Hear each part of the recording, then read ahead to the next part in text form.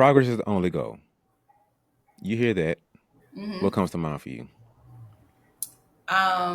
Progress is the only goal. So in terms of like what I do, my job is constantly graded off of progress. And so when you look at strength conditioning, sports performance, player development, it is how are we taking these really great athletes that we're already recruiting, already bringing in, and how do we make them, or how do we turn them into from player one to player 2.0. And so when it comes to the progress, one thing I tell my players all the time is you do meet a lot of coaches who are very like numbers oriented. So it's like you need to be this way, or you need to be this, your body composition needs to look like this, or you need to be able to do at least this much bench press or run a mile in this time, or whatever the case may be. One thing I tell my players is we're just always going to do better than whatever the baseline was. So whatever from the testing or whatever, we'll just do better than that. And one thing that I'll always applaud is progress, but um I'll never not necessarily I'll never applaud when we regress. Mm. Because I know that the way that I plan things, and as long as the best players to work with are the ones that are the most intentional. They're intentional Mm. about their training, intentional about their recovery, intentional about their fueling, intentional about all aspects that allows them to become a better athlete and a better person too at the same time. And so I'll always applaud any step forward. And you hear coaches constantly say 1% better every day. 1% is truly 1%, 1%. And so if you're looking for a player to go from 10% to 12, okay, that's 2%. You said 1% better every day. And so you applaud those 1% daily on a daily basis, because the other thing about it is, as coaches, we love to tell players when they're not doing things right. But I find it that it's even easier to address when we're not doing things right, because I intentionally address when they're doing things the correct way. Mm. And I think it's kind of tough to balance that too because it's your job to help them and correct them, but you don't want Hmm. to go overboard with it to where all you get is negativity. All you get is like, "Damn, am I doing anything right, coach?" Like, Absolutely, and absolutely. it's tough to Yeah, balance that absolutely. sometimes because you want to correct them, you want them to do better, Hmm. but you don't want to go too hard on them to where, oh, here come coach again. What she gonna say now? Here come coach. What they gonna say now? So how do you Exactly. kind of find that balance between coaching them and correcting them, but still giving them the pat on the back too?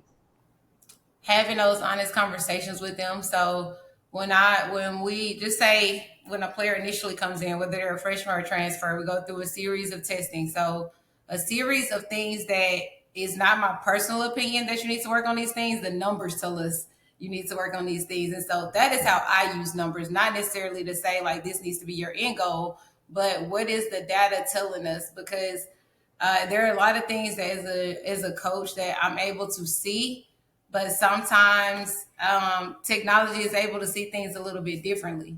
And they're able to provide us insights, and also able to provide me with the opportunity to make informed decisions on what the plan, what the course will look like. And so I have those conversations with those players beforehand, like this, if your numbers are showing this, you may be the fastest athlete straight ahead, but you're not the fastest athlete side to side. And what matters in basketball, side to side defense, especially with a coach like mine who's very defensive oriented. So they know the why behind what they're doing. And a lot of times some coaches may seem like it's not, I don't need to explain to a player why they're doing something. They just need to do it because I told them to do it. But again, the players that are the most intentional are the ones who see the most progress. And so how do you allow them to be intentional if you're not educating them on what they need to be intentional about? Mm. So when it comes to the numbers and everything, I like how do you? Because I know like in a general strength and conditioning set, it's like numbers are everything. Like, oh, you gotta get your squat up, you gotta get this up, you gotta jump higher, is whatever the numbers are for that. But how do you manage that with the performance aspect of it? Like, is your coach big on numbers? Like, how do they view the numbers and everything when it comes to what you do? So Over the years, well, specifically with this coach, there were a lot of one-on-one discussions about what these numbers actually mean. And it's my job as a strength and conditioning coach to learn what my coach does care about, or Mm. learn what my coaches um what they're more apt to pay attention to. And so when I found maybe like year one, because also coming from a Jackson State or Alabama State, we didn't have access to all this technology to even be able to provide this our coaches with this type of information. And so first of all, year one was definitely a learning curve for me in terms of just how to even use the technology. And then year two, you're trying to now take the technology that you have, and you're trying to create reports, or you're trying to give player insights to coaches. And so along with that came the understanding by year three and four, they really just care about the words. And they care about the words in terms of how it relates to basketball, not necessarily what the weight room is going on. So not necessarily like, oh, so and so's bench press went up 15 pounds. They don't necessarily care about that. They want to know um, if it's just my job to make sure if we're trying to make that cross court pass, do you have enough strength? Do you have enough power to make that cross court pass? If we want to do jump ball, or we got to change up the tip, whatever the case may be. Who can be my pressing team? Who has the ability to change direction at the drop of a dime? And so when I realized, this is year four for me at Georgia Tech. So when I realized that was the case, it became a lot easier. One, in my staff meetings, when I'm making presentations and saying, "Hey, these are the players for X, Y, Z. This player needs to work on this. These are her strengths. These are her weaknesses." It became a lot. It became a lot easier to communicate those things, because it's not. I'm not inundating them with numbers that they absolutely know nothing about. Now my reports have went a lot less. They've kind of shifted a lot less from Excel spreadsheets to just a simple graph that I'm able to spit out at the end of each practice or at the end of each game. And you're able to see, without even knowing the number, you're able to see the descending order of how things flow for that day, what players had the most workload, what players had the lowest workload, what players need to.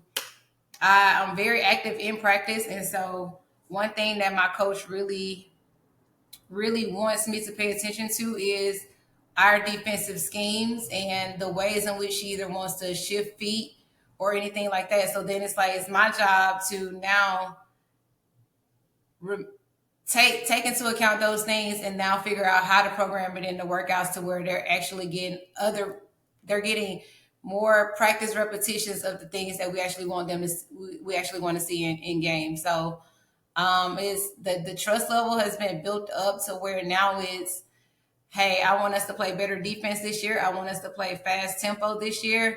So I don't care what that means for you. I don't care how you program, Coach Jack, but that's just what I want to see. I just want to see the end result on court.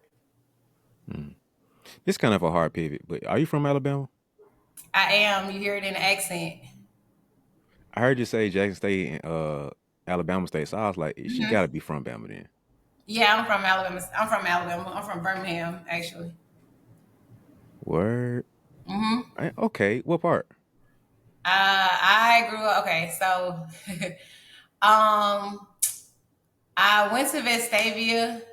We'll just say I went to Vestavia High School, Hills High School, but very much in on like the Homewood Winona part.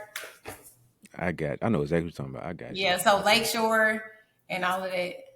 Oh, okay. Yep. I Hmm. got you. Oxmoor Road and stuff like that. Yeah, yeah, yeah, yeah.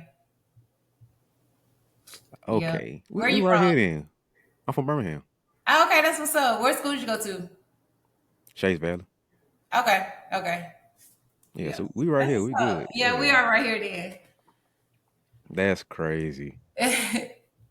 All right, so now we gotta go back some because now I Okay. know you from Birmingham and you at Georgia Tech. Hmm. How did you first get started in basketball now? Were you hooping? Yeah, so in high school, in middle school and high school, I played basketball, and so did my younger sister as well. And so we played AAU for the Twisters and the Mm. Roadrunners. And my sister actually went on to play in college, so she played at South Alabama. Mine kind of stopped at high school. I really knew that I wanted to go to Auburn, and so that was just first option for me. And when I got accepted into that, I just kind of full force just dropped all the basketball, dropped everything. And so not until honestly, not until my senior year, I probably still didn't even know what I wanted to do my senior year.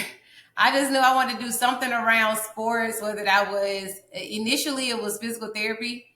But then I found out you Mm. had to go to school a lot longer for that. So I was like, I was pretty much done with school. And so that's when I kind of sat down with my dean for the college education, and he was like, you'd be a really great candidate for the grad program that we have here. And so I was already in exercise physiology undergrad, and so I just kind of took it a step further with a year long graduate program, just to dive a little bit deeper into it. And even still, after grad school, not necessarily didn't necessarily know what I wanted to do still. And Mm. so I actually ended up being a personal training manager at one of the women's gyms in Auburn. And then eventually my mom is an educator too. So she's actually the principal of Ramsey. So Mm. she didn't play those type of games. Is we need to figure out what we're doing for real. And so from there, she just kind of urged me to send out my resume and send it out to like different schools nearby. And honestly, I didn't even know strength and conditioning was a field. I thought that as an athlete, if at Vestavia we worked out, so I just thought as an athlete you're supposed to work out. I didn't know that there was an entire career field, or the community was as big as what it was back then. And so I had the athletic director from Alabama State reach out to me, and he goes, like women's basketball really wants a strength coach, and they want a female. And so I was like, cool. First full time job, coming with benefits, stuff like that. Didn't pay well at all, but I mean, who am I to go in there and demand more money?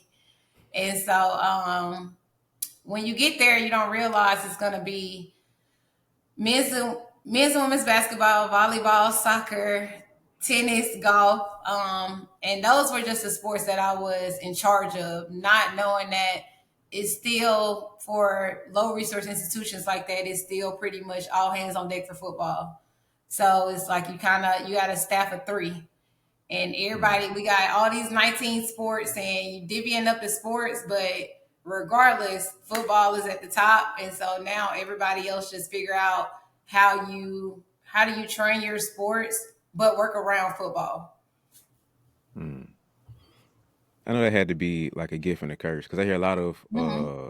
S&C coaches talk about, my first like maybe not head job, like maybe assistant job, and then you kind of get thrown in the fire thinking you're gonna be, I'm working on my sport, I'm gonna do basketball, I'm gonna do football, whatever. And it's like, nah, bro, you finna sit here and do men's, women basketball, football, Yeah, softball, da da da yeah, da. Like you yeah, never just, or you rarely just get to where your first gig is gonna be in your sport and that's all you do. yeah. So how is that like a benefit for you? And then like you like, dang, bro, like I ain't signing for all this. Like, how is that for you? It was definitely. I'll start with the bad first. It was definitely like there's not enough time in the day. There's not enough Mm. time in the day, one, to do my job. So imagine like there's definitely not enough time to just have a personal life. And so relationships took a backseat to that. And just overall like quality of life, being able to experience going to different birthday parties, going to weddings, going to certain things that your family really really wants you to be at, but you can't do it. Because also in this field, what a lot of people don't realize is there's just not, what a lot of people on the outside don't realize is there's not a substitute teacher for this. Like Mm. there's not a, I'm not gonna be there. Can we bring somebody else in to cover X, Y, and Z? And we don't, yeah, you get PTO and all of that stuff. It's written out in the contract, but do you really ever get to take a day off? You don't? And so that was the bad part about it, because of all the hours that you have to put in, or that's kind of required for you to put in. You don't necessarily, the paycheck is nearly not enough. It does not match up at all, for the hours that you get to put in. So I tell people all the time, like when they reach out for mentorship, the first question I ask them is, do you see yourself doing anything else? And if they, and it's not a trick question at all, it's just be honest. And so if they say yeah, and they start going into, I kind of want to do this and I kind of want to do that, my answer back is, and it's no shade, no, not being disrespectful, I say you probably should go do that. Only because of the fact that, because there's not enough time to juggle all of those things, it will push you to your limit mentally, physically, emotionally. It'll have you questioning why you're doing what you're doing. And I literally had a former intern. She texted me the other day and she goes, Coach Jack, I can't do this no more. I'm thinking about giving it up. And I intentionally probably waited like a little bit before I text her back. And I was like, everything good now? And she was like, yeah, I'm fine. I just needed a moment. And I was like, cool. Don't ever text me nothing like that ever again. Like you're not gonna give up. And so don't ever allow that job to take you that low to where you feel like you're giving up, because we're in a strength conditioning, you're in the service industry. You're servicing these athletes, you're impacting these athletes for the most part, outside of, they're with you for most of their career. And that because of the off season, because coaches are going recruiting, like they spend the most time with their strength coach or athletic trainer. And no, there's not no shade to any coaches or anything, but it's just the fact that they have a lot of time with us that they don't get to have with their coaches. And so that's the downside of it, is it is a it's hard to just jump into the field and make the money. You really gotta, when people talk about the grind, like this is really a depiction of the grind. And so that's the downsides of it. Now, the perks of it all is, had I never been put in those positions, I would not know how to juggle as much as I know how to juggle.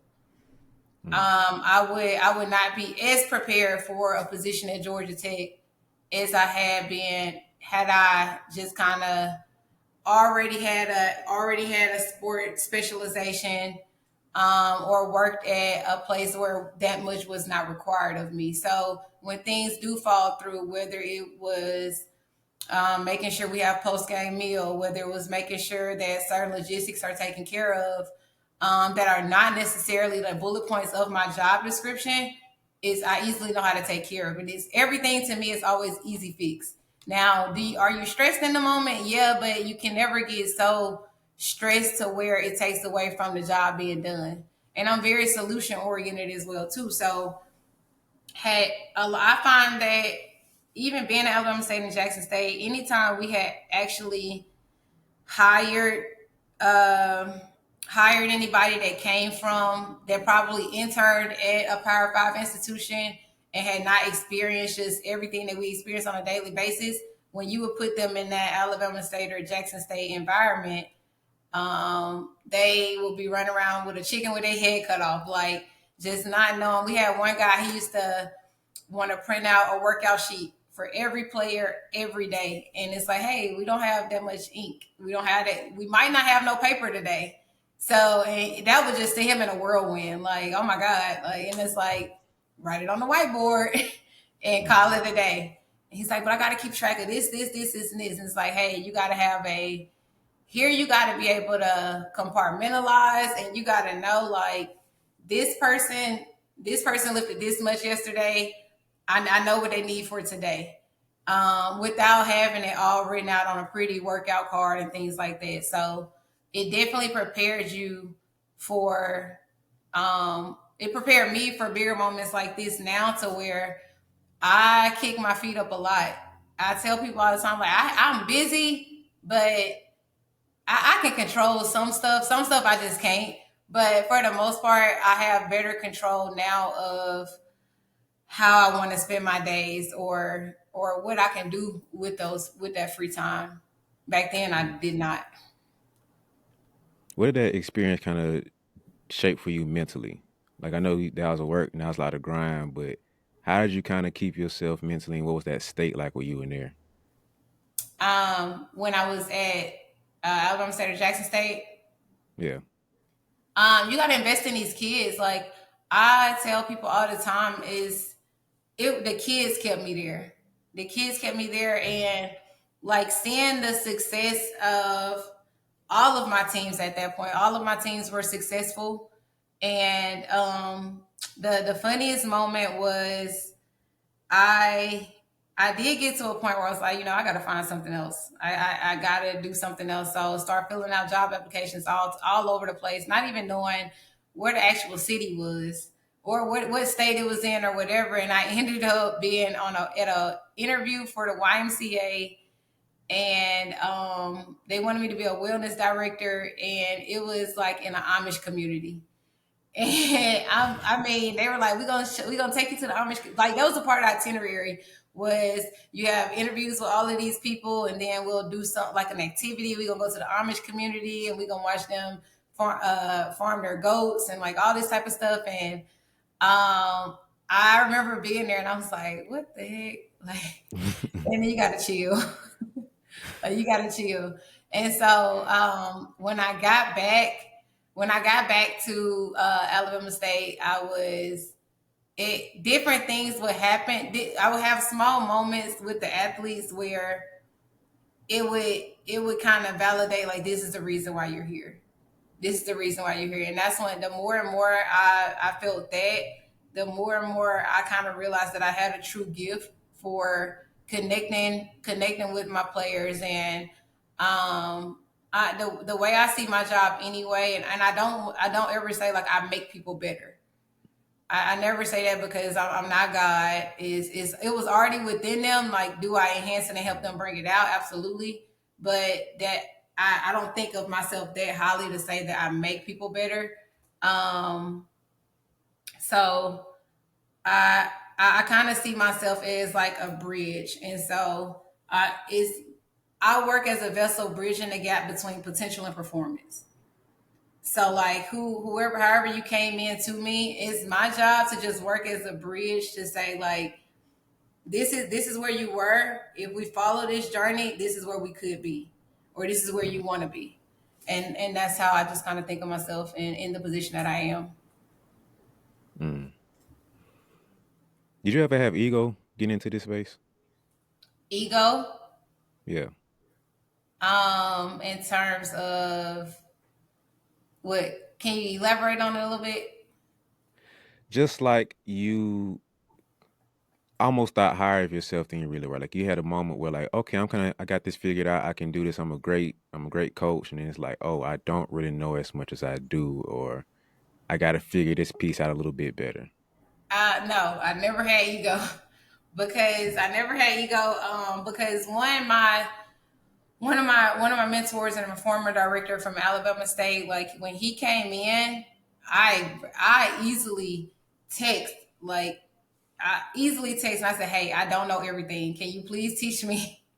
Because I also was aware of the fact the nuances of of this job and of this position. Like you bring in somebody new, he could bring in who he wants to bring in. He could let you go, and it's like it's just an open door situation, a revolving door situation. And so, one thing about it is between the director who hired me and the director who they brought in, all within a 6 month period, I was like, these are two different people. I need to learn this way wasn't the way. I need to learn this way.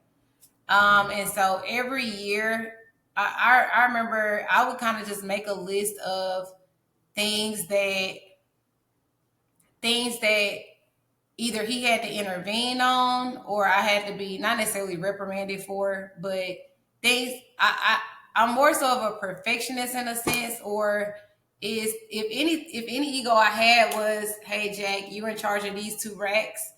If he ever had to like leave his racks to come correct somebody on my racks, I was like, oh no, like how did I miss that? That's how I used to think of it. And so I used to kind of keep track of all the things that what his strengths were and what my weaknesses were.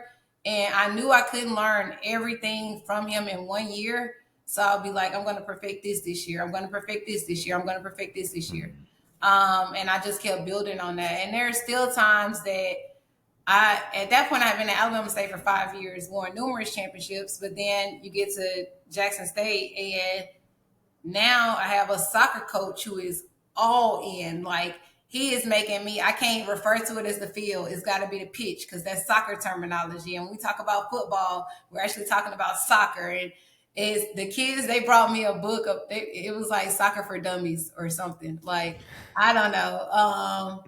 And then had a situation where we were doing like jump training with volleyball. Okay, well now we have like I had everybody maybe trying to jump 36 inches on boxes, and the libero, she's like, I would never have to jump this, and I'm like, well, you're gonna jump it today. And mm, then it was a situation where they actually left her libero jersey at the school, and so it was an away game. So she actually had to wear a regular jersey and rotate with the rest of the team. And she actually got a block that game. And she was like, "Oh my god! Like I actually had to jump, and I actually got a block." And she was so excited about it. So no, there was never any room for me to have ego. mm, I was humbled every step of the way. mm.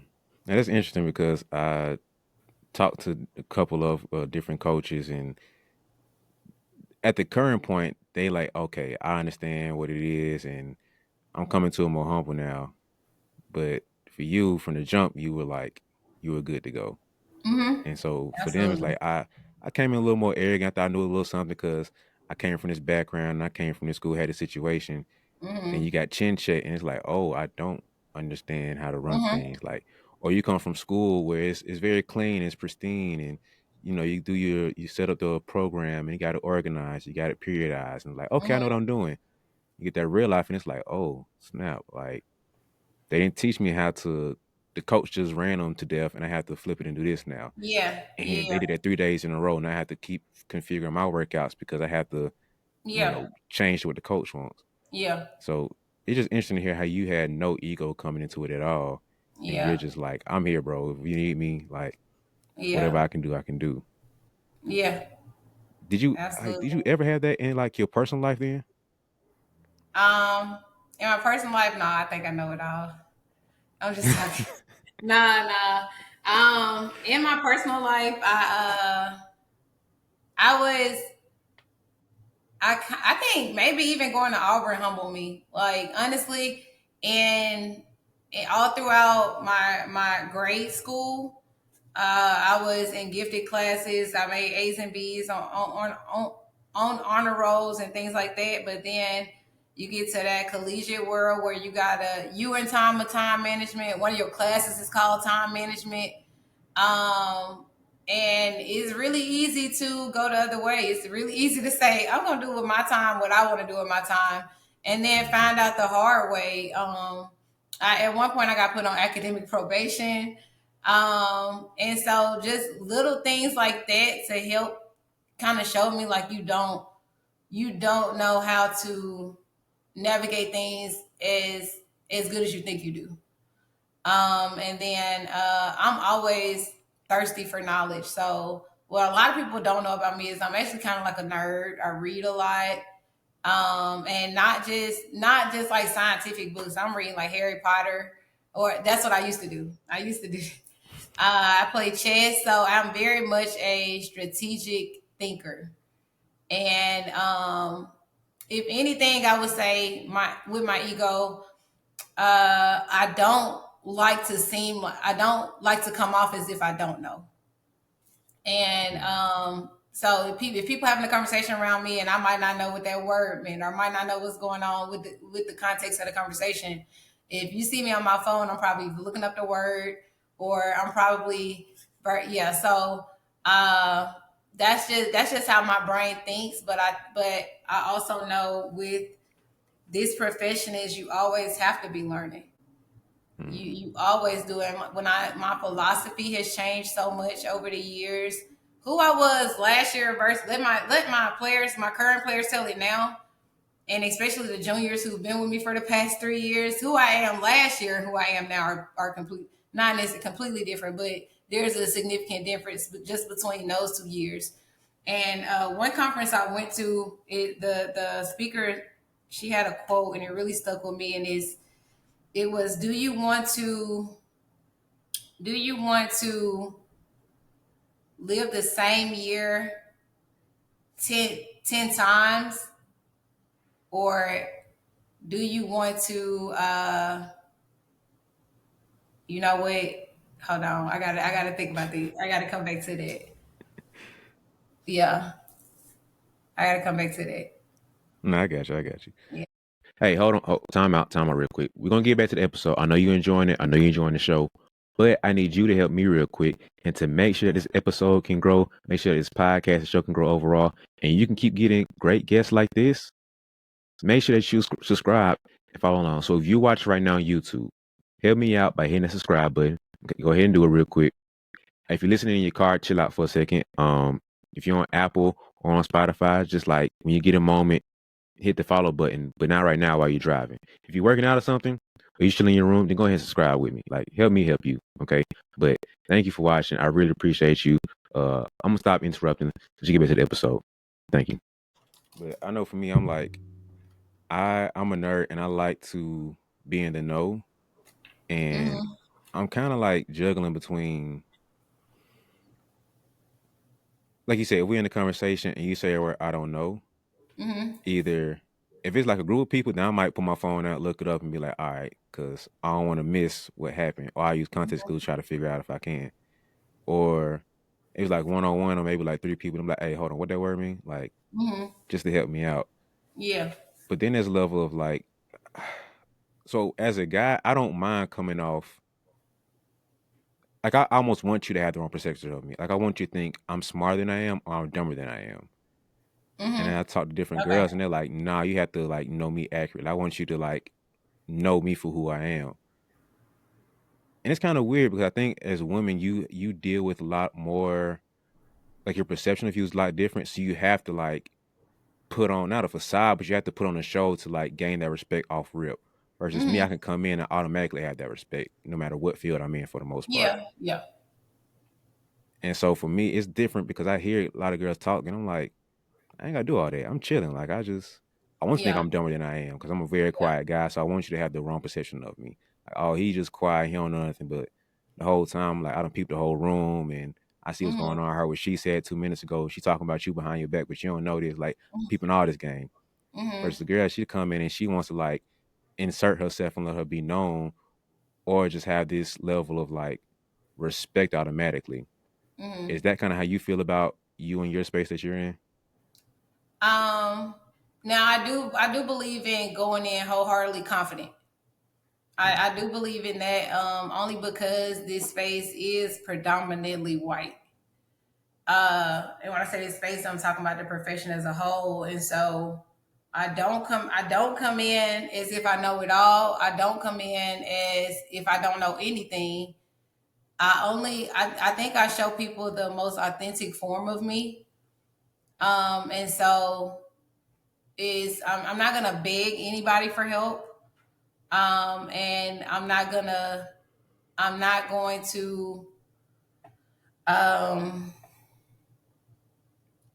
put on as if I know more than I do. I think genuine in this profession, the people that I've met, genuine people meet genuine people. And you're able to see that within each other. And it's like I've had white men reach out to me for advice, and I've had to reach out as well. I've been on different web seminars, and I was one only female, and I was the only black person. And so I think that I'm not here to one up anybody. I'm not here to critique how you do things. If anything, I'll never say I don't agree. If anything, I'll just ask you why. What's the rationale? And my thing is, if you're able to, there was a lot of times where I train people, and I probably I knew my rationale, and other people probably wouldn't agree. But as long as I could defend what I wanted to do and what I thought was would be the result, then that was my defense. And even still to this day, like I'll still, and when I create a program, if I didn't like the way things were, I'll go into that program and I'll make a note. Hey, for next year, look at doing it this way. And so there's a lot of self awareness that takes place. There's a lot of accountability that takes place, and as a coach, period, you have to be confident because it is about with my interns. Anytime I actually, sometimes I just throw them out there and I'll give them the opportunity to say, "Hey, break down this lift for the team before they go." And if you're not speaking confidently, that the kids will start looking at me and I'd be like, "No, coach, you got it." Like you got to know how to show up confident in those settings. And so um yeah, I just kind of give people the raw version of myself. It's not always tactful, I'm aware. And so even I think even sitting in my first staff meeting at Georgia Tech, my coach, she was like, "All right, Jack, what you got?" And I was like, "Oh crap! Like I got a part. Like I supposed to." So I was like, "I mean, we working. That's all I know." And then I started to realize, like, oh, she want me to come in with like reports and all this type of stuff. And so, and now it flows easily. But a lot of it is learning from those moments. So my former boss used to call them teachable learning moments. And so, learning from those small moments, which kind of takes me back to the quote, and now I know it is, did you experience the same year 20 times? Do you have 20 years of experience, or did you just experience the same year 20 times? Mm. And so that kind of also answers your question of progress and growth. Mm. I heard this entrepreneur say something about how like a lot of people have fear. I don't know why I'm going this rap doing how down this hole, but Mm-hmm. anyway, a lot of people have fear of like, oh, I've been at this job for like 20 years, Mm-hmm. and I think the example he gave was like a forklift driver. He was like, there's only so much really learn like in the actual art of forklift driving, and it's like you really have basically like the coach just said, like you just done the same thing for however many years you've been there. You don't actually have like if you're building a house, there's different things you're gonna have to deal with because you're in a different environment and so many different things that go on that you actually gain more experience and you change and maneuver Mm-hmm. throughout the years. The Fort looking fame finna break down that many times, not many challenges you're gonna have. So you really live in the same year 20 times, like you said. Mm-hmm. So uh kind of pivoting like what you said with progress is that like we get caught up in the mindset that I've like in your space, like you run the same program the same way for let's say the last 5 years. Are you really growing? Are the girls really growing that you're training, or are you just doing the same thing multiple times? And Yeah. that kind of bounce off the ego piece of like, if you truly cared about them, you would have pivoted into just something because these aren't the same athletes you're getting from year to year. These aren't Mm-hmm. the same human beings you're getting from year to year because each generation changes throughout the time. So Mm-hmm. if you're not able to adapt and to adjust, then it's going to be hard for you to really grow. It's going to be hard for the girls to grow. I think that's the most important piece is keeping your mindset open to be able to adjust to the environment that you're in, the athletes you're getting coming in, and the coaches might change around you too, like for you had. So, how have you been able to kind of adjust and adapt as the years have changed? I ain't saying that you owe nothing, but like Yeah. from year to year and stuff like that. Yeah. You know, I do be worried about, like, I'm 35. I've been doing this for 10 years now. I'm kind of like, damn, am I washed up a little bit? So I'm having to find different ways and different approaches. But one thing that's worked for me since I've been at Georgia Tech is just listening to my athletes. Um, one mistake that I've probably made that kind of sticks out to me the most was year two. Because year one, I was able to come into a winning culture already. It was a lot of veterans on that team, so there was honestly not much for me to do in terms of developing a culture. It was more so just making sure nobody gets hurt, making sure everybody get their workout in, and we continue on that path of winning. And so, if you take into account, okay, if this makes year 10, for the past 6 years, I have been winning, and Mm, especially in basketball, I have been winning on a high level. So now, let's say year 6, all of those veterans that I were able to walk into, go to the NCAA tournament again. All of those veterans left. So now we have a pretty much a new team. You got a couple transfers, but majority freshmen. No leadership. It was a very trying time, and we're losing. And I hate. You hear people say it like I hate losing more than I love to win, but I truly do. Like my attitude is bad. I don't want to talk about nothing outside of how do we plan to win the next game. And so I think for a moment I let it uh, ego. For a moment, my ego got the best of me, and I let my feelings towards losing become greater than what the team needed from me. Mm. And so I had a situation where I didn't give up on the team, but it was pretty much like this is a lost cause. Like we just gotta start preparing for next season. And so the day that I did that, I kind of just put my kids through a circuit workout, and I was like, this is what we're gonna do. Let's go to practice. Let's call it. I wasn't really talking to anybody.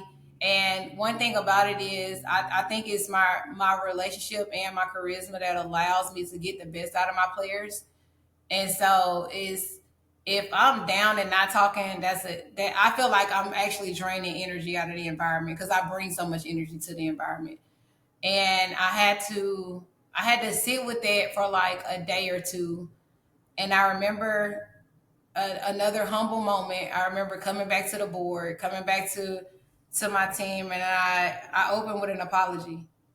I opened with an apology, and I took accountability for where I went wrong in the situation.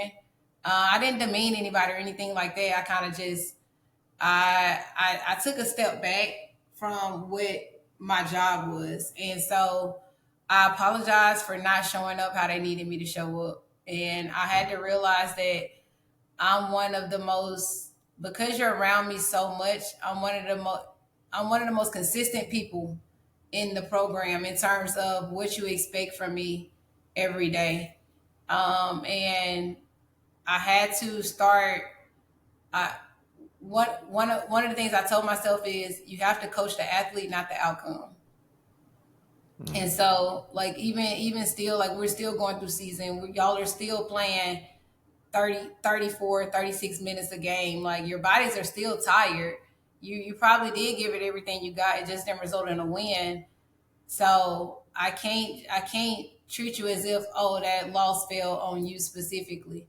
Like I still gotta coach. I still have to coach you. I still gotta know that you need recovery. I still gotta know that we're not in here trying to lift heavy loads or the volume needs to be as if we're in out of season. And so um, I had to kind of just come to terms with that. And I think that over the past 2 years, like with my junior saying like, "Oh, you're so different now," or "You have more fun with us," and things like that, is more so about me understanding what my actual role is. Less about them, more about me understanding like what I'm here for, what I and what they need from me. Mm. Man, as I've gotten older and kind of, been longer away from like my hooping, and Hmm. I used to think I didn't have that fire anymore. And I was Hmm. like, I'm chilling, man. Like I hooped every once in a while, but it'll be like for fun. But then, you leave college for a while, you're still not hooping like you want to, and it's just, here and there. I Hmm. started getting to coaching a little bit, nothing big time, just like rec league and stuff like that, the travel ball AAU. Hmm. And that's when I realized I was like, oh, I still have like the competitive fight in me. I just don't have it to hoop anymore. Yeah. And for that reason, I always had like the development type of player. So my mindset has to be different off the rip. Just like, okay, we're not going to win a lot of games. This is kind of what we're going into it with.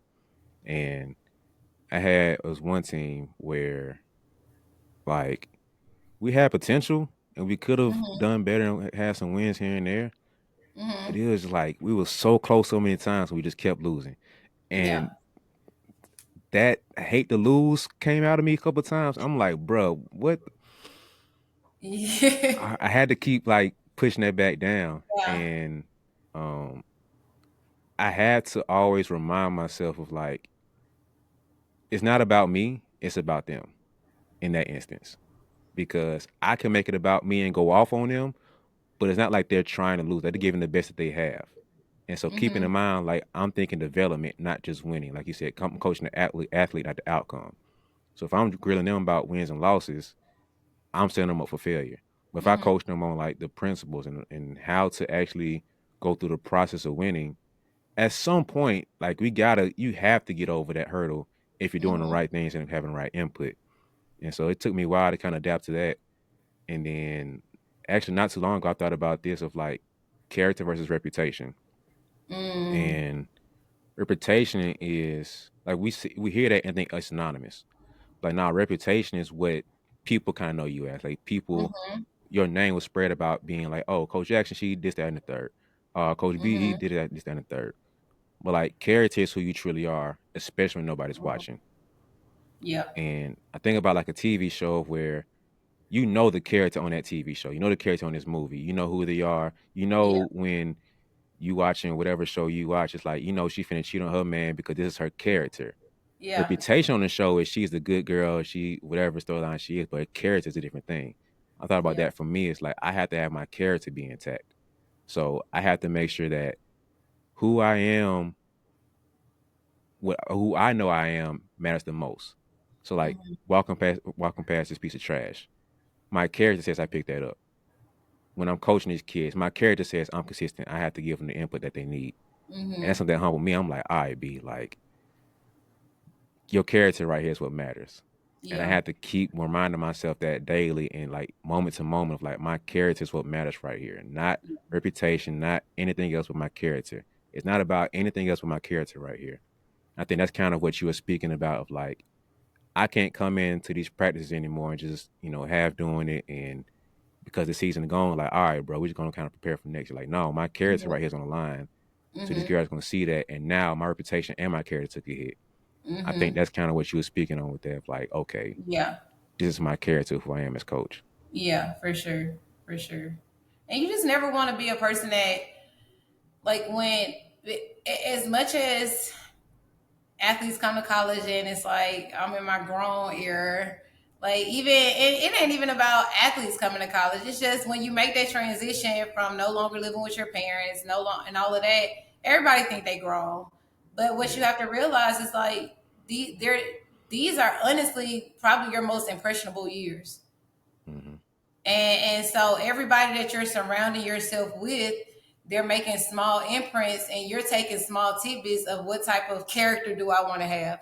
What type of person do I want to be? And so I always say like if I leave people a little bit better than I found them. I had a coach that one time told me like I was so hung up on this player that just wasn't doing right. And this is when I worked with football that he was like, there at this point, if you let's say you're talking to you got a team of 105 players, it's still 104 other players out there that needs you to be who you are. So you can't like let this one player just tank you. And so that that when I realized I wasn't showing up as myself, and it was also like not only affecting them, but it was just affecting me. Like I Hmm. don't like when I don't like when I'm not myself. And so that was it's I teach them about adversity all the time. And so how can I now be going through this adverse situation and not know how to come out of it? So that was definitely a life lesson for me. And even though it's a lot of my life lessons are athletics based because that's just what I work around all the time. But I also figure out how can I best intertwine that with personal lessons too. Are you are you intentional about like the life lessons you teach the players? Like, do you sit here and like think about I want to make sure I teach the girls about like time management, like you said, or whatever personal development? How are you like intentional with that, or does it kind of just come up as it comes? It's both. I'm intentional and it comes up how it comes because I equate everything to life, and so sometimes they may come in and they may say like um, was uh, a good example. A kid might have locked the keys in their car, and I'll say like, "What were you doing in that moment? Like, what was going on?" And this is not even the best example, but I teach lessons about like be where your feet are. So like if your Mm-hmm. head all over the place, like at that point, what were you doing? And they'll say, "Well, I was getting out the car." Exactly, stop there. You was getting out the car. So your feet are physically getting out of the car, but your head is already thinking about, I got this final, I got that final, and I just be where your feet are, like ground yourself. And they'll say, and they may have been talking to a teammate about how they lock their keys in their car, and then I take it there, and I'm like, they're like, Coach Jay, it's just keys in the car. Like, can you just chill with the life lessons? And I'm like, they say, why you always got to go there? And I'm like, adversity. And then they're like, if I hear you say that word one more time, but I'm always equating things to, because one, I also want them to learn how to laugh to keep from crying. Is Mm-hmm. because right now, like you think the biggest things you go through sometimes is, they didn't have our loops back in time, so, or I forgot to do this before I came to practice. You think that's the biggest thing that you're gonna go through? Like, newsflash, we got to get to the real world Mm-hmm. and think about, like, I broke my windshield the other day. I had to go get it replaced. Like, is those are the things that happen. Nobody want to spend that type of money during Christmas time, but it's also like things happen on a daily basis that you did not intend for it to happen. So it's okay if your loop is not in there. It's okay if I don't know, like you forgot about. It's not okay if you forgot about this test, but it's not the end of the world. Mm-hmm. Especially when we have all the resources here to make sure an academic advisor reaches out to your professor for you to go make up that test. Like it's a lot of times they will automatically think end of the world, end of the world. And I'm Yeah. like, baby, you got so much more world left to go. Yeah, I think you're in an interesting spot because, like you said, college is very impressionable, and I remember when I was in college, it was like you feel like a level of grown because, like you said, that's the biggest amount of independence that you have, and it's like, okay, I'm kind of feeling myself. You think you Hmm. have an idea of what grown is, Yeah. but now looking back and I see the college kids, I'm like, bro, y'all some kids, bro. Like, y'all, Kids. y'all, Kids. and I don't mean it to be. You know how we were young, oh, y'all Yeah. still kids, and they felt Yeah. demeaning to us. Now I look down, I'm like, because I know how naive and ignorant I was to like what grown actually meant and what being an adult actually meant. Hmm. And now I look at them with like it's more empathetic of like you have no clue, man. Like Yeah. it's Yeah. different. And it's also the interesting part about that is when you look at them and like you have no clue, it's like you wanna just shake them into Yes. cluelessness. You wanna shake Yes. them into just knowing things. But the thing about it is I when I like even when I'm having conversations with different coaches, is you do sometimes gotta step back like the parent and let them find out for themselves. And sometimes that's the hardest part is just being Hmm. like, I knew what was gonna happen, but we gotta let y'all figure it out too at the same time because that's how we grew and that's how we evolved into like the grown ups and the adults that we are. And so the hard part sometimes is just like letting them fail. Hmm. I think I've gotten better with that when it comes to like my players. So Mm-hmm. like when it comes to training or just like life in general, I try to equip them mentally. Mm-hmm. And then like within the sessions, I'll be like, all right, say we're working on shooting. It's like, all right, so these are like the three things we're gonna focus on with our shooting. And I see like the 30 things we need to work on, but all right, I understand how learning and teaching works. We're gonna focus on these three at best. And Mm-hmm. so I try to give them reference points to where like you're not gonna be with me all the time with training. I'm not gonna be there with you in games. So you have to like figure things out on your own. And so in that session, it's like, okay, you done missed 3 shots in a row doing this thing. This is how you fix it. Or I kind of ask them like, what is happening with your shot? How do you fix Mm-hmm. it? And if they new to me, then I kind of like answer the question for them. But if you've been with for a while, it's like, all right, bro, you know what's up. Like, you know what I'm finna say, Mm-hmm. right? Mm-hmm. Yeah, B. It's like, all right, cool. Now let's fix it. Then you hit a couple shots, and it's like, all right, cool. So now when you're in games, when you're doing this by yourself, go through this kind of mental framework so you can figure it out. Or Mhm. something in life is where it's like you're not playing as much. All right, cool. Can you control that? Not necessarily. What can you control? Oh, I can focus on make sure I'm still showing up in practice and doing my training stuff on the own. All Mhm. right, cool. I don't Mhm. tell them the bigger picture yet, but like I want to be mindful of planting seeds to where you at work or you at a job or you doing this with your girlfriend and this relationship issue coming up. Mhm. I'm planting like micro seeds for the macro picture to Yeah. where when things come up, hey, remember when we had that session before and this happened? Yeah. Yeah, let's apply that over here now.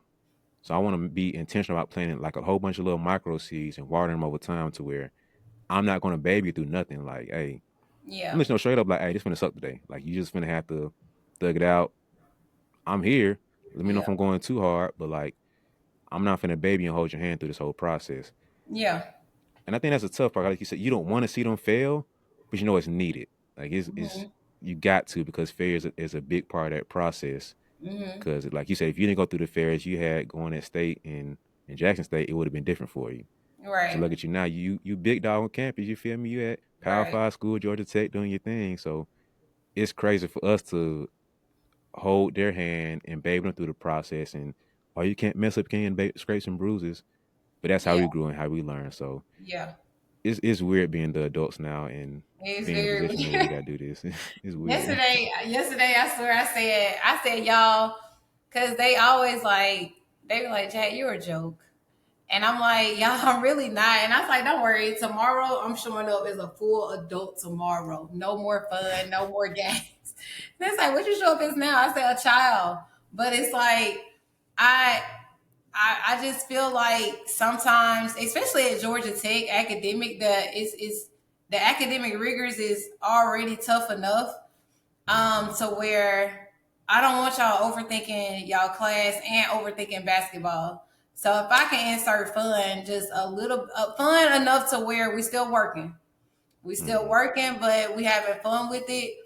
Especially because in the summers, like I'm sorry for my leg. I kick their ass so bad in the summers to where it's like we got it. I want y'all to know I still love y'all at the end of the Yeah. day. The summer was just those micro seeds for the macro picture.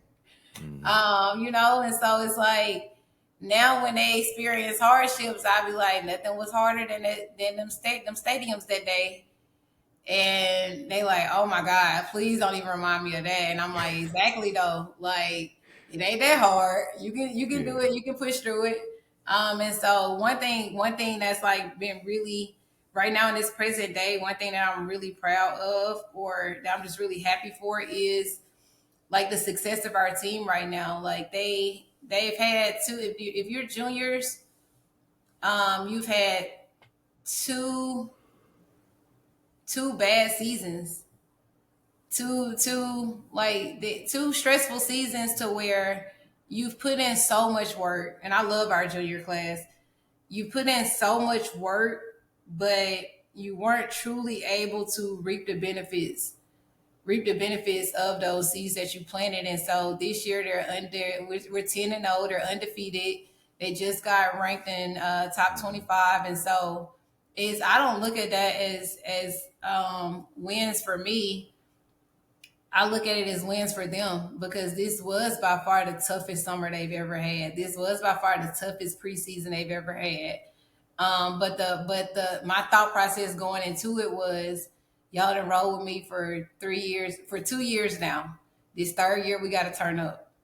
We got to turn up, and so it's me forcing people outside their comfort zone, forcing people to putting people in positions to lead when they don't even like to talk. Mhm. And so I kind of just I the way I stepped in this year was I'm not coaching effort, I'm not coaching energy. I will coach technique. I will do all the things that I need to do to ensure your safety, but y'all are the voices that I have to hear. Y'all are if you want this season to be different as what you communicated, now it's time to actually stand on that and will the season to be different. And you can't want all of these different things to happen around you, or I wish coach would have did this, or I wish I wish we would have done that. Well, we wish you taught. How about that? We wish you show some leadership. And so it's not fair to expect all these things of all these people when, like you just said, what can you control? Mm-hmm. You can control if everybody's on time every day. You can control what type of practice we have today. And by all means, like if there's ever, even when it came to consequences for certain things, like not reaching certain goals or whatever, is you can fully stop me and say, "Hey, Coach Jake, hold on, I need to talk to my team." And you can pull them aside and talk to them, but giving them the autonomy to say, like, hey, you are able to do these things. Hey, as a leader, you do have the power to do these things. And it's not, I don't look at it as one leader every day or one person that I'm going to. It's whoever is able to show up in that leadership position for that day. Now, make sure that you're doing what you're supposed to do before you try to tell somebody else what to do. But this year was really about putting them in position to lead, putting them in positions to hold themselves and hold their teammates accountable versus you just always expecting it of me. Mm. So how do you balance the autonomy for them to like self-regulate themselves and them to kind of check each other versus you stepping in and doing what needs to be done? I always, I always say, if I see it, then the consequence is going to be way worse than if you see it. And Mm. so, even when I, even in the summer or no, even in the preseason, where some of our conditioning workouts started to be more court based and more sports specific, I would write up the workout on the board, every single detail. I would even draw up the graphs, like if we had to, or draw up the diagrams to say like for this agility drill, this is a starting point. You go here, you do this, you do that, whatever. I would draw it all up on the board, so you got time to show up. If we start at 8 o'clock, you can. It would be up the night before, or I would draw it up during practice to where, like, if you wanted to study it before practice, you got the option to. And if you want to start before the workout, everybody would have like their line and their individual players in their line that they had to make sure we're all on track. I always tell people, if you're gonna be in that first, I don't put perfection on anybody, but if you are going to be that first line or that first group to ever go, you always got to be perfect because you're setting the tone for what everybody does behind you. And so it kind of worked two ways where if there was anything that I didn't explain well enough, then that was on me. Mm. And or but if it was something that I did explain and we chose not to listen, we chose not to make adjustments, we chose not to speak up, we chose not to address with our other teammates, that's on you. And now I have to step in. Mm. And so that's just kind of how it was explained to him. One thing about it, I'm very much a straight shooter. And so it became more of a situation where if we had consequences for doing something, that was on us because everything was laid out. Everything was, it was cones all over the court, so you know where you're supposed to start, stop, how you were supposed to transition. We did the same workout, and one thing about it was fall in love with the basics. We did the same workout, court workout, every Tuesday and Thursday. The timing might change based off of our ability to, we've picked it up and we've learned it, and so now we know how to move from station to station. But other than that, it was always the same drills. And so the intent was, let's have better quality every single week. I don't believe in changing it up week to week to week because we didn't have time to perfect that. So like let's just stay on point, let's stay locked in, let's stay focused. We know what we're doing. How are we going to execute it? Because you see a lot of times like you have these, we show up and we play against the North Carolinas or the Dukes, but then we play down to the Mercers or the ULMs, and like so it's about our own personal execution and how we can control that. Let's always show up how we're supposed to show up. Mm. You said you're essentially a sharpshooter. Mm-hmm. Has it been challenging for you to kind of still be that with the kids? Like, do you feel like there's a level of sensitivity that you kind of have to cater around and you can't really fully be direct as you want to? Yes and no. Because I have had situations, and it's just me being fully transparent. I have had situations where players have said, have kind of painted me in a former players have kind of painted me in a demeaning light, and that was more so because what I was requiring of them was just too hard for them, and they didn't want to accept that. So it's like, let me find a scapegoat. But I know that everything that I ask my players to do, I'm 100% genuine, and I know what the intentions are. So I'll never put people in a position to fail. But if this really not what you're trying to do anyway, then I'll be your scapegoat for that.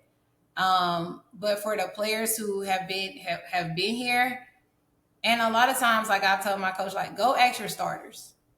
And I don't treat people different in terms of like starters or bench. Everybody get it. Walk on, everybody. But I'll say go ask the players who you see progress in. Mm. Ask them like how did I coach them? And my coach trusts me 100%. So it's never been a situation of like I don't know.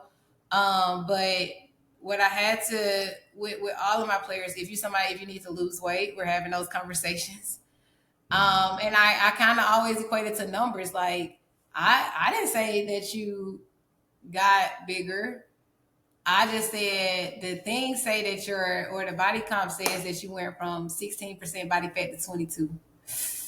Mm. Like, and I just leave it at that. Like, I didn't say it. So what does that mean for us? Like, how do you feel? You feel like you still out there balling, or you feel like you're a little slow? And they'll be like, I said, yeah, probably so. And I was like, so let's just do this and we'll do it together. Or even one of my biggest life lessons, not necessarily life lessons, but career lessons last year was we had a freshman who, and it was no fault of hers, but she just came in worst shape possible. And it was more so. So now when I do different talks at different conferences, it's more so about the fundamental basics of the transition from high school to college. So like I don't care if a player come in and say, "Oh, Coach Jake, I used to bench press 135 or I can squat like 225." I'd be like, "Okay, let's see." And more than likely, it's not the right way. You just did that because in high school your coach pack weight on, pack weight on, pack weight on. But let's making sure that we're creating the most agile players that we possibly can. And that's just on simple movement mechanics. Like, do you know how to flex your hip? Like, are you able to squat without knees going over toes or heels coming off of the ground? Like I'm looking at different things like that. And so you've had to have situations where you're like, okay, let's pull some of that weight off and let's make sure we're doing things the right way. And it's always been more of an issue with guys because no guy, it's humbling to them because they don't want you to tell them, hey, let's not pull some of that weight off. That's too Mm. heavy or whatever. Because oh, in high school I did this. Well, okay, we're in college now, so let's make sure that we're being efficient and also understanding that you don't always have to lift that much weight in order to do things efficiently. There are different things that we can do, and so um, it's I have not had. I'm fortunate enough to again. I go back to the relationships. I'm fortunate enough to where I have not had to change my approach and how I talk to athletes, but I do have to be more cognizant of what athlete I'm talking to Mm. and how it'll be perceived. And so if it's not an athlete that really is intentional about their body composition or that really wants to be the best athlete they can, maybe leave that body composition conversation to the nutritionist for that athlete. Like somebody that's because they're gonna be looking at me like you the weight room coach. Why you talking about body comp? Like, okay. You just go to the nutritionist, but for the players that want to make sure everything lines up, that they're okay with having those conversations. Mm. That's a very difficult space to navigate, in my opinion. And maybe because Mm-hmm. I'm a guy, and I know that talking to women can be touchy sometimes, Mm-hmm. especially dealing with the weight and everything. Um, Mm-hmm. and I'm a straight shooter too. I didn't realize this for a while until like one of my players kind of told me that, and that's one of the funniest stories. It's just hilarious to me, but it's difficult to navigate that. So like I can talk to kids, and it's like I know how to kind of dance around it to where I'm gonna tell you what you need to hear, but I'm not gonna Mhm. like destroy you in the same time. Mhm. All up to college players. And so Yeah. when I've never had like a weight conversation, especially with like a lady. Mhm. And I think it's easier for you because you are a woman, so you can kind of Mhm. frame it the right way. And I think for me, it's like, all right, I'm like, hey, you need to call Coach Jackson for this. I'm gonna let my homie come talk to you about this conversation right Yeah. here Yeah. because I don't personally want to like die on that hill being that person. And Yeah. then once y'all kind of figure out how to navigate that, then they can come back to me and be like, all right, she understands and everything, move on. But I think that's one of the Well, biggest see, challenges that y'all got to deal with. and the other thing about it too is like my office is I I create boundaries in terms of when I'm a coach and when I'm Shannon. Like my players, they call some of them call me Shannon. I don't care. I always introduce myself with I go by Coach Jag. My name's Shannon. I honestly don't care what you call me as long as it's not disrespectful. Mm, And so we kind of, and because of what I'm asking you to do in that hour or 45 minutes or whatever I'm asking you to do when it's time to train, going back to be where your feet are. When it's time to train, it's time to train. But I promise you, the minute you say I'm done with that last rep, now we can go chill. We can go kick back in the office. I'm asking how your mama doing, how your boyfriend, how your girlfriend doing. Like we're having those conversations too. So it's like I care about. It's bigger than basketball. I care about mm. you as an individual as well. So like when the hurricane was coming through, all of my Florida kids got text messages like, "Are your families okay?" I'm probably texting some of their mamas like, "Are y'all okay? Like, is everybody like in safe location?" So I think also knowing that the person that's giving you the information too, like actually cares about you as a person. That's also what kind of facilitates those easier conversations too, Yeah, for or sure. facilitates having those hard conversations. Yeah, 'cause I think at that point they know your heart and they know if you're coming from a good place or not. Mm-hmm. Because like I always try to like, the older I get, the more direct I am. I'm just like let you know straight up, like, hey, I'm chilling, bro. I only got like 3 rules with you, and if you break one of 3 rules, then you're gonna see me not act out, but then you're gonna be like, Yeah. oh, he kind of switched up. But it's like Yeah. my kids already know me. What's up with me, man? Like I'm gonna come in, I'm gonna have my jokes, I'm gonna mess with you. You missing shots, I'm gonna joke with you about it. I'm not gonna be like, man, Mm-hmm. what you doing, bro? Like da da da da. It's like, nah, bro. Like I'm gonna have a joke for you. But at Yeah. some point, it's gonna be like, let me shut him up because he's just gonna keep going. And that's kind of how I do that mental game with them. And occasionally it's Mm-hmm. like, all right, you have to navigate through that athlete in that moment because sometimes it's like they're beating themselves up. All right, let me put you up then, or you're not focused. That's why you're missing. All right, let me get on your butt now because you need that direction. So Mm-hmm. it comes on our part of developing that relationship with them because you understand how to talk to them and how to navigate through it. But then their relationship towards us is important because you know who this person is and how they're coming at you when it comes to this thing. Mm-hmm. And that's the piece that I feel like separates the good relationship and the great relationship. Mm-hmm. Because like you can be cool with everybody, but when you're great, that's when both sides understand what the situation is. So we can go Yeah. from all right, right now is Coach Jack, and it's like she get on my nerves. All right, wrap it up, break it down in the middle. Hey Shannon, what you trying to do? Like da da da da. Like that's the Yeah. time when you know. Like when I had those moments, it's like, bro, I won. Like Yeah. I feel good Yeah. about what I did. So Yeah. Exactly. I have fun doing that, man. Because Exactly. like honestly, that's probably my favorite part, bro. Like when you get to be cool with the players and you see them like they break out of themselves, like they super shy at first and they open up and it's like, man, Mm-hmm. you Mm-hmm. my homie now, bro. Like I feel that. So Yeah. Yeah. For sure. For that's sure. probably my favorite part about it, man. But Yeah. Yeah. I did want to ask you this, like when it Mm-hmm. comes to being a woman in the strength and conditioning space, I feel like that alone is a whole different beast. We Mm-hmm. touched on it earlier, but like how have you kind of navigated through that and especially not just being a woman, but being a black woman in this space? How have you kind of navigate through this whole environment? Ooh, yeah, that goes back to like what I say, just showing up confidently as myself and knowing who I am. And Mm, so I've had a coach tell me before, like, Coach, I'm not here for you to, or I ain't bring you here for you to be forming all these relationships with the players. Like, you just need to be strictly strength and conditioning. And if they come to you talking about they had a bad day, like, you need to just be like, cool, what time you coming to work out? And I was like, one, that's very dismissive of what anybody should be working in athletics in terms of like the customer service that we have to show to these kids.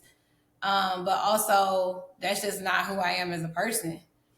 And so that I was like, you know what, I'm gonna find a coach for you because it's not me. And so I've had to step away from a team, and then it turns out when you got the type of when you didn't like the type of training you were getting from the new coach, and I was like, okay, Coach Jack, come back, and things like that. So I've had to deal with that type of disrespect.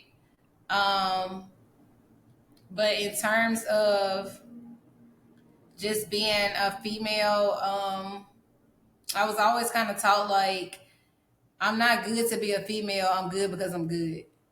Mm. And so like even my boy Mo, he the director at Colorado, the director of football for Colorado, and he hit me up one day. He was like, "Yo, I need a female strength conditioning coach," and I'll text back like, "Try again." Like, don't text me nothing like that. You want a strength and conditioning coach, or what we doing? But don't. I hate the term. I understand, but um, you gotta be tough. You gotta be tough. You gotta just have a good sense of who you are because you also will be in situations where athletes might athletes might try to holler at you. Like you got football players, they'll make comments and or coaches will make comments. And you gotta just gotta you gotta know like you gotta have your boundaries set already.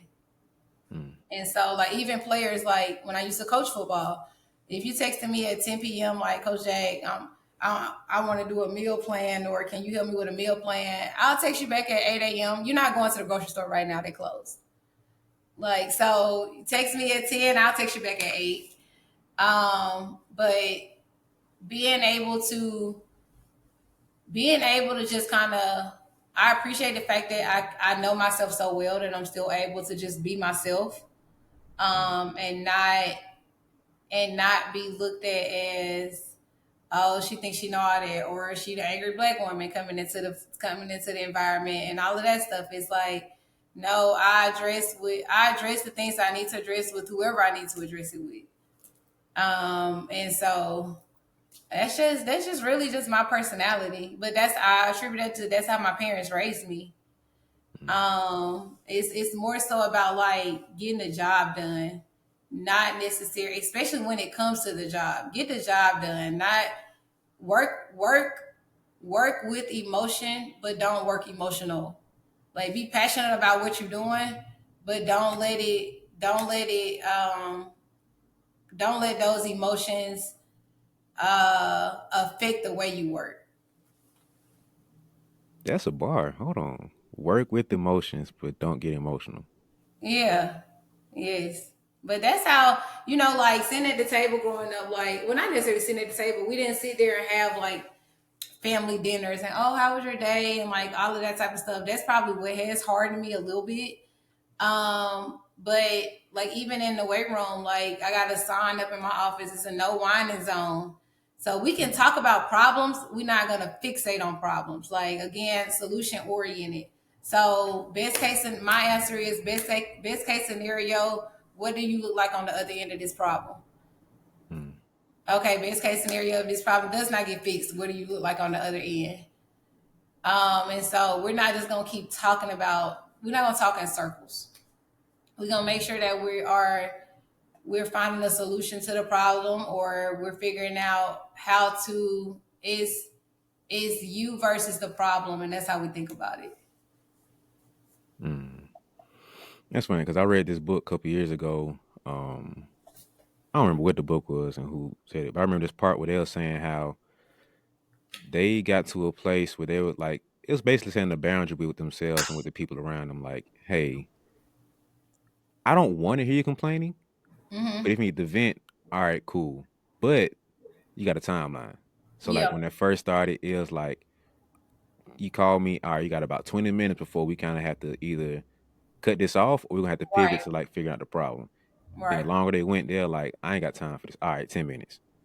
All right, 5 minutes. So now people know around it was like either I'm not gonna come to her at all, or like nothing with them at all, or Mhm. it's like if I'm gonna come to her, I'm either have to A, make it real quick and real short, or B, be like, all right, I'm done venting. Now we can get to like problem solving mode. Mhm.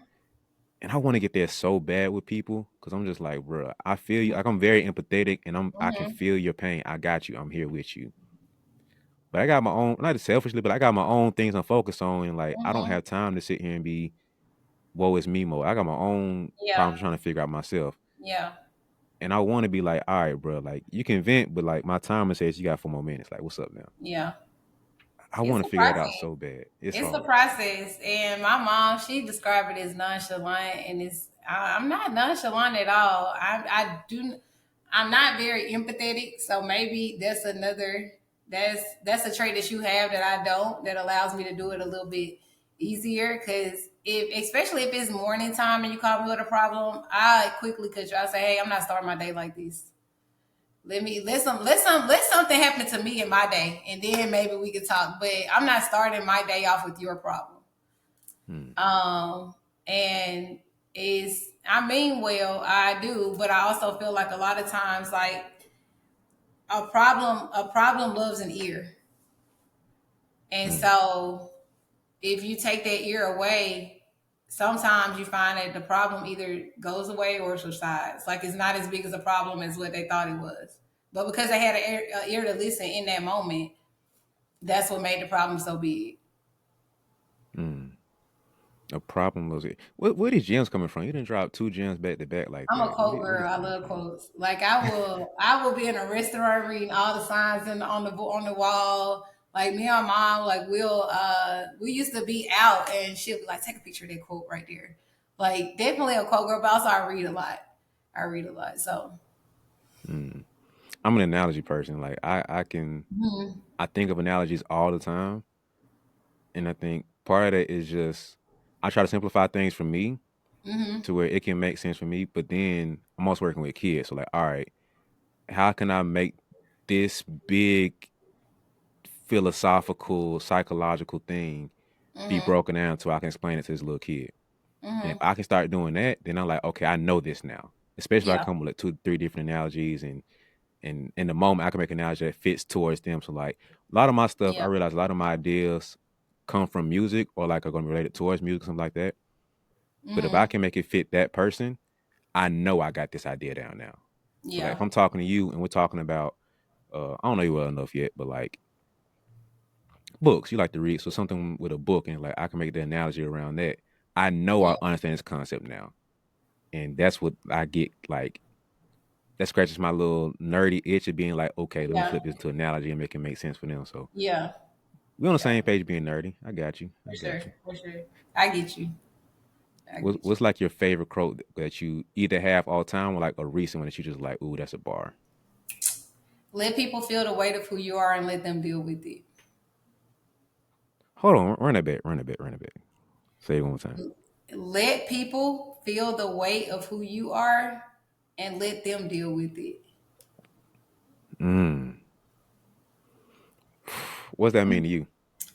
To me, it means that everything that we've talked about thus far, like I'm going to show up as me. And because I believe wholeheartedly in my intentions and my genuineness, I'm always going to show up as me, raw, sometimes unfiltered. Um, but I'll never like dim my light for somebody that can't handle it. Mm. And so, um, a lot of times, like with even with what I just said, like how if somebody calls me with a problem early in the morning and I just cut them off and say, "Hey, I'm not starting my morning like this." That's because I don't want to start my morning like this, and I 100% have the right to say, "Hey, I'm not doing this." And so That's not, it's not up to me to massage that or make it sound better for you to receive. Mhm. I'm gonna let you deal with it, but I'm not dealing with it. Or I'm gonna let you deal with your new, if whatever your reaction to was to what I said, that's up to you to deal with. But I'm about to continue my day. Um, and I just always found that that quote is like, just be who you are. Because the moment that you try to the moment that you try to either be somebody else or you try to change who you are um in order to be what somebody else wants you to be, like now you're doing a disservice to yourself. And Mm. you can't show up for people if you're not showing up for yourself. Mm. So is that like the best advice that you ever been given? Kind of like just be yourself and show up as you. Um, yeah, absolutely. That's the best advice that not necessarily been given, but that's just the best. That's just what I've learned through relationships. That's what I've learned um through the job experience is I'll never be one of those coaches that I'll never be one of those coaches just like, cool, what time you trying to come work out? I don't really care about your day. I'll never be one of those people that um consistently over consistently does things for other people and not ever have time for myself.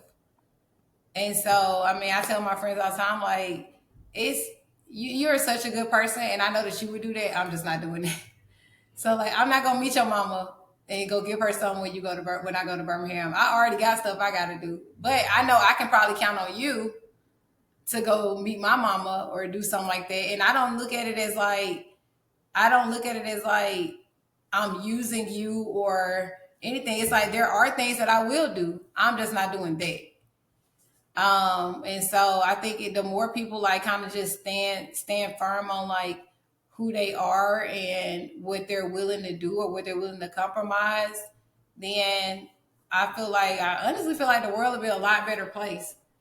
But I feel like people compromise way too much at the expense of themselves. Mm. I think for you, you just first like have a very good self awareness. Like you know who you are, you know who you're not, and you have like your personal philosophy, your personal standards, and things that you know that you represent and you care about. Like you know your personal character, you know who that is, you know who she is, Mm-hmm. and then lastly, you just have boundaries and you respect those boundaries, so other people have no choice but to respect your boundaries. Because it's one thing to set boundaries, like, oh, this is my boundary, but it's another thing to like back it up and be like, all right, you not finna call me at 8 a.m. in the morning, bro. I done told you this again. So like, you can call me here Mm-hmm. with the good morning, you can hit me with some good news, but if it ain't that, fam, like, I'm sorry, like, you Mm-hmm. feel me? So I And it's think that's at what it is for you. discretion. It's discretion. Like something happened to your family. Like, okay, I understand. I ain't cutting Yeah, you off. Like, I ain't trying to hear that. But yeah, at discretion, yeah, for sure. yeah. So I think that's what it is for you. I don't think you lack empathy. Anything. It's just those three things kind of just framed how you see things and kind of who you are today versus Mm-hmm. like you lacking empathy. I think you do have that place in there because if you didn't, I don't think you would be able to build relationships with the athletes like you're able to do. Mm-hmm. So I think you do have it. It's just you have frameworks around it to where you're not gonna let that get to you to where Yeah.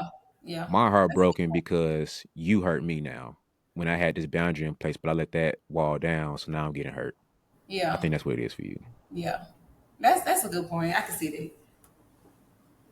Yeah. So, but And you what is what? taught me something else about myself. Hey man, like this. We out here to I make think each that's a other gift. better, right? You know, man, like we Bama family, so we gotta stick together. You I'm know, already like. knowing. But nah, what has been like the best advice you've been given in your personal life and then professional life too? Oh my gosh, the best advice that I've been given in my personal life.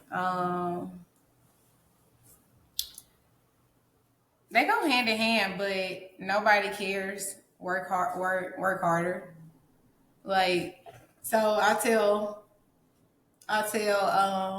in terms of personal life, like when I say nobody cares, work. I could say nobody cares. Keep going. Because at the end of the day, be whatever happened to me today, that's not gonna stop nothing that you got to do for today. Hmm. And not that you don't care, or even my I'll take somebody that I know does care about me through and through. Even my mom. Whatever happens to me today, and like some small things, but that's not gonna affect anything my mom is doing today. Like the that's not gonna affect the time on the clock. That's not gonna affect the calendar, the days on the calendar. Is the day still gonna keep going, the time still gonna keep going. And so that's when things happen to me, like somebody was like, how are you so easy go lucky after you broke your windshield? Like it's gonna cost a lot to fix. And I'm like, it happened.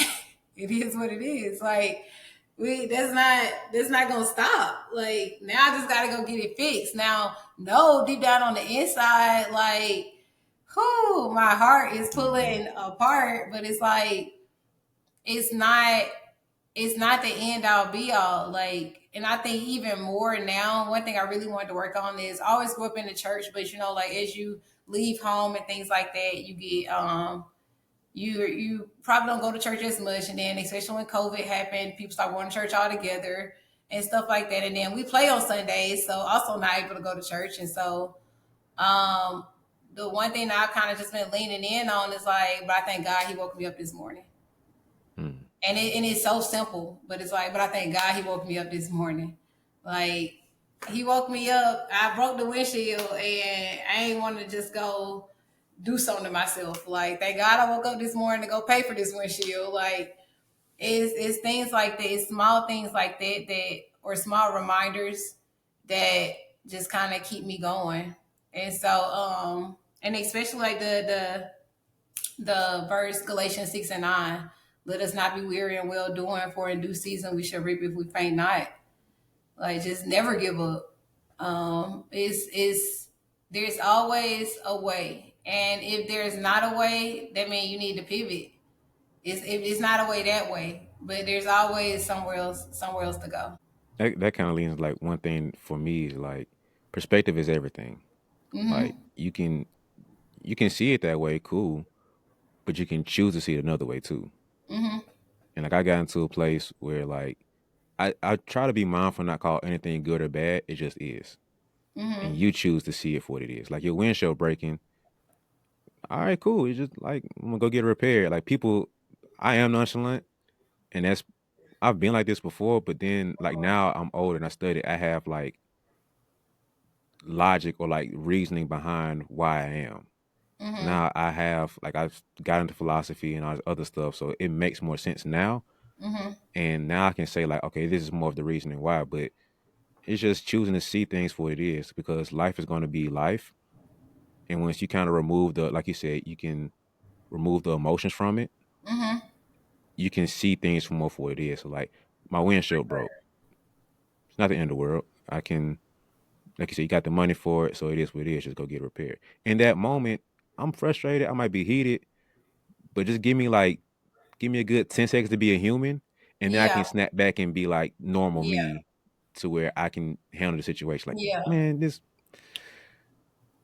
all right, cool. So let me go get it fixed. How much it gonna cost? Like, is it gonna be repaired? Can I get it fixed? Then I start thinking more logically again. And I might be the guy in me too, but perspective is everything. Like you can Yeah. choose to see life for what it is. So I Yeah. just got fired. All right, cool. That means I have an opportunity to go get a job I can want, or maybe this has saved me because next thing you know, the job, the whole place got torn apart because they got contract bought out by this person. So I want to have one in that situation.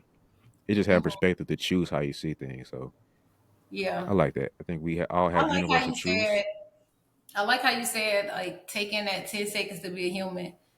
And Mm, so one day in the summer, it was probably like a tough 2 weeks, and everybody was tired, everybody was drained. Like we had official visits, and then you still got workouts, and so we started each workout with a quote. And like this time Like it's 12 players on the team. So I put a quote up on the board and I left a blank. And the quote was, um, every day is a blessing, but some days, and I put a blank. And I was like, write however you feel. Like if you want to say some days really suck, some Mm-hmm. days are really hard, really tough. Like it's okay to just write it out and just be like, hey, because I'm not.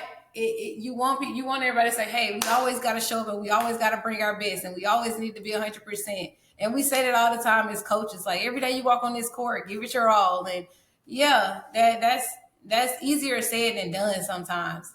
So I think at certain points, especially when I'm feeling it too, allowing the athletes just to be human and just to be able to like get it out. And it's like after we go through all of that, that's cool. Like, let's go through every single word that's on this board. Some people said some days are filled with potential, some days are filled with opportunity, some days suck, some days I don't want to do anything. Whatever. Like, let's talk about it, let's acknowledge it. I think the bigger piece is sometimes people just don't acknowledge those human feelings that they need to feel. Mm-hmm. Acknowledge it, but then let's move on from it. So I think Yeah. I like how you said 10 seconds to be human.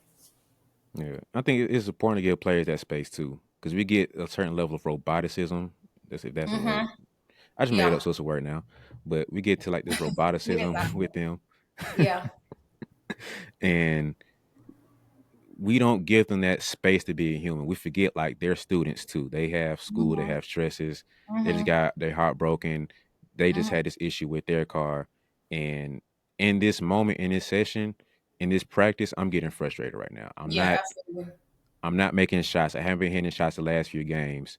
And I want to punt the ball right now. Yeah. Don't make them run for that. It's like, all right, you good? Are you done? Go get the Yeah. ball and let's resume practice. Like giving them that space to do that sometimes is Yeah. needed Yeah. versus why are you acting out of line? Like you don't know what's going on internally. So I always try to be mindful of like not kind of what you're saying earlier, like coach the athlete. Like Mm-hmm. they have situations going on. In this moment, I want to go hard and like we're gonna push this session. We need to fix this drill. But I don't know something's off about them. Mm-hmm. Take a step back. Yeah. Okay, what's going on with you? Like you good? Nah, I got into it with my dad before we got here. Oh, okay, cool. Like now I can coach you differently because I understand Yeah. the human component of who you Yeah. are and what you have going on versus Absolutely. I wrote up this session and we finna get through this. And I wrote this workout out. We finna get through this. We're gonna go through it. Coach said we finna do suicides today, so we finna go through it. Not knowing that they just mentally been drained because they stayed up late all night because they were stressed about whatever. Mm-hmm. So I try to give the players space to be human and let them be themselves, but understand at the same time too. I feel you. I understand. But give me Mm-hmm. like these last 30 minutes and we can give me something. We can't just walk through the session with nothing. So Mm-hmm. I'm gonna give you a minute. We're gonna shoot around a little bit, do what we need to do, but give me like a good 10 minutes. Let me just make these shots, do whatever we need to do so we can make some level of progress. Like I said, 1% better. And Mm-hmm. that's the piece I feel like really I think for me personally, I'll say that for me, like that's what really gained my players' trust with me because it's like, okay, he rocks with me. Like he really does not care about like basketball like that. It's about me as a human being more. Yeah. Yeah. And I Yeah. think more players would love that more. They'd be like, but let me be a human for a minute. Like, let me scream, let me yell. I'm like, all right, cool. Do your thing, bro. You done? You not? All right, cool. Yes. Yeah. So I love that. I love that. Um, but now what's the best advice that you can give to players?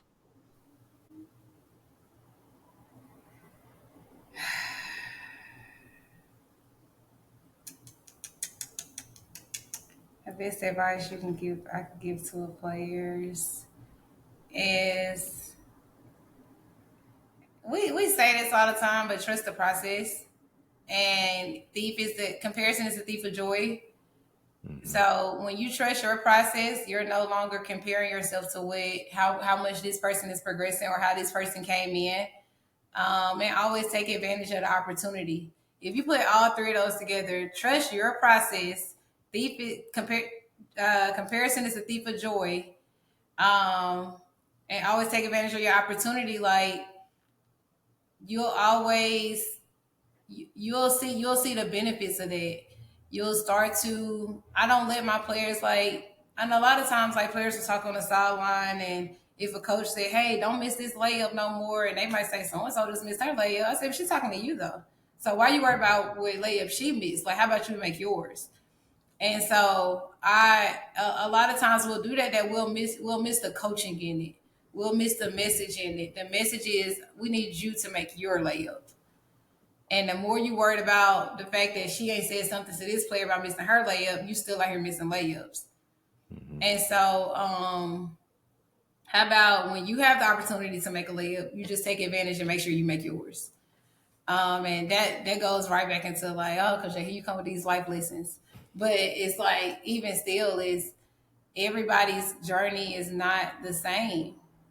And the more we understand that, the less we become frustrated with as a freshman, like, oh, I'm not playing as much as this freshman. Mm-hmm. Or just, oh, I used to start, but I'm not starting no more. Like you become less frustrated with those things because you understand that that just wasn't that this is how what my process was supposed to look like. And then it kind of allows you to take more accountability for the things that you can control in your process. Because a lot of things we can will to be different if we acknowledge what we can do about Mm-hmm. I like that. You got any more quotes you want to give people before we get out of here? it. Nah, I don't. I'm good. Oh, yes, I do. My last I quote. knew that's going to happen. I knew it. Yeah, I got one more. There's a difference between interest and commitment. When we're interested in something, we do it only when circumstances permit. But when we're committed to something, we accept no excuses, only results. Mm. You want to Interest explain versus it, or you just gonna leave it right there? is when you're interested in something, you do it at your convenience. It's like, oh, I'm interested in relationship. I'm interested in this person. Let me see if I can get her number. But like when you're committed to something, like let's say that same number you got, now you done became committed to. I want us to have an end goal. Like I want now Mm. you start to think of things differently. You start to approach things differently. You start to put more energy into it because you're committed to the outcome of this relationship. Versus if you was just interested, it's like let me get the number, let me do the 1 2, and I'm out. Versus I'm committed. I'm in this thing for the long haul. So do we want to be interest, girlfriend, commitment, marriage? What we looking for? Mm. That could go To down a tie whole nother in your rabbit hole. analogies, See, I huh? just say you just I could have went down a whole nother rabbit hole with that one, but Yeah, you gonna end it right there for now. yeah. Um, Because I gotta go. yeah, I Yeah, know. So, all right, I yeah, appreciate you. yeah. No Um, problem. This was fun. This was fun. I appreciate that, man. I'm glad you came Yeah, on. We finally got to get it done. It took a I know minute, that's but right. I know that's we right. got it done. So, hope Yes. everybody enjoyed it. It was a good one. But make sure y'all Hmm. subscribe, like, and share, and see you on the next one. Okay.